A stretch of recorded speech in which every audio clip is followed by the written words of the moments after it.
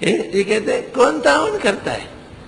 کون تعاون کرتا ہے؟ اللہ تعالیٰ امداد فرماتے ہیں، بندوں کے خزانے اسی کے ہاتھ میں۔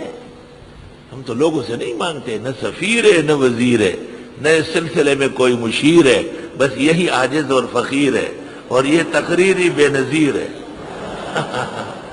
اور کوئی ضرورت نہیں ہے، الحمدللہ۔ اور ہم نے کیا پروپیگنڈے کرنے ہیں؟ بس ایک ہی خدا کی عظمت، الوہیت، شہنشاہیت، العبادت المخلصہ، التوحید الخالص، اس کو وہ ڈنکے کی چوٹ بیان کرنی ہے۔ اس آیت میں اشارہ ہے کہ رب العزت اہل ایمان اور اہل تقوی ان کو دوسرے لوگوں کے تابع نہیں فرمائے گا، ان کو بلندی اور وسیع رزق عطا فرمائے گا۔ ایک افسر تھے، پاکستان کے بڑے جج تھے، سپریم کورٹ کے سینئر جج، محتسب اعلیٰ بنے، اور ہم سے محبت کی، جمعے کی نماز پڑھنے یہاں آتے رہے۔ تو ایک دن مجھے کہا اگلے جمعے کو تمام ججز کو لاتا ہوں۔ میں بولی پیچھے روڑا ہی خوری میں ڈیرا کھانا وانا کھلا کے مجھے کہا باورچی خانے چلتے ہیں۔ کہا آپ مت جائے، منصور بھائی ساتھ چلے۔ باورچی خانے جا کے وہ جو بچی ہوئی روٹیوں کے ٹکڑوں کے ڈھیر ہے نا، وہ دکھایا۔ میں ڈاولے ویدی دلگان ادھر انگریزی نہیں چھے روٹائی پاکی نشتا، میرا شیخ ہو رہی دمرا رزق دے چخلاسی کی دا الحمدللہ۔ میں دے خدا قبل خواتے لی دے روٹائی پاکم سے کرو۔ ایک ایک عالم کے سائے میں ہزاروں عزت کے ساتھ کھاتے ہیں۔ معین الدین چشتی صاحب کا لنگر، فرید گن شکر کا لنگر، اور لنگر جا کے دیکھو اس میں چوہے اور نیولے پکتے ہیں، پتہ نہیں چلتا ہے۔ اتنی بڑی سیڑھی لگی ہوئی ہے کہ نکالنے والے 5 تھے، 2 رہ گئے، 3 نیچے چلے گئے، پک کے تقسیم ہو گئے، پتہ بھی نہیں چلا۔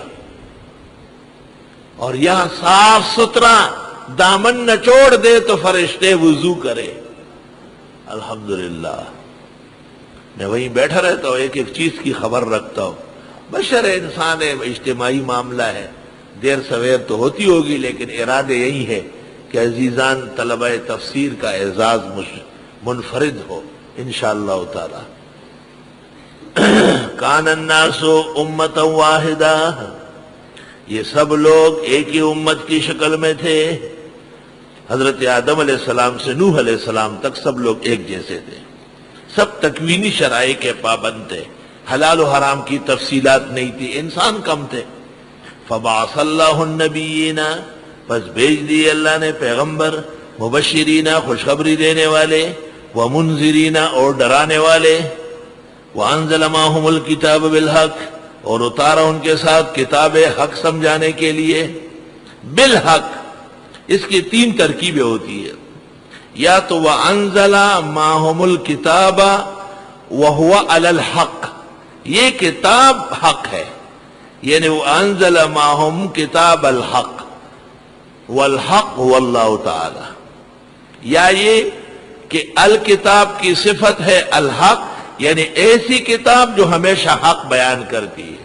2 تیسری وَأَنزَلَ مَعَهُمُ الْكِتَابَ بِالْحَقِّ، بالحق سے مراد ہے بینات، دلائل، ایسی کتاب آئی جس کے اعجاز اور کامل ہونے کے دلائل موجود ہے، براہین موجود ہے۔ جب بھی کتاب کے ساتھ بالحق آ جائے تو 3 ترکیبیں ہوتی ہیں۔ پہلی ترکیب یہ ہے کہ یہ قرآن اللہ تعالیٰ نے نازل کیا، اور پھر کتاب ہو جائے گا مضاف، وَأَنزَلَ مَعَهُمْ كِتَابَ الْحَقِّ، حق کی کتاب، اور حق سے مراد ہے اللہ تعالیٰ، ذَلِكَ بِأَنَّ اللَّهَ هُوَ الْحَقِّ وَأَنَّ مَا يَدُونَ مِن دُونِهِ الْبَاطِلِ۔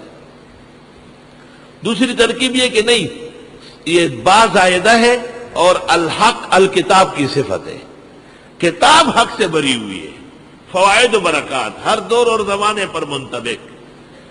اور تیسری ترکیب یہ کہ نہیں، بالحق یہی ترکیب ہے، متعلق انزلہ کے ساتھ ہے، لیکن مراد اس ہے کہ اللہ تعالیٰ نے ان کے لیے ایسی کتاب دی جو دلائل پر قائم تھی، بینات پر قائم تھی، روشن براہین پر قائم تھی۔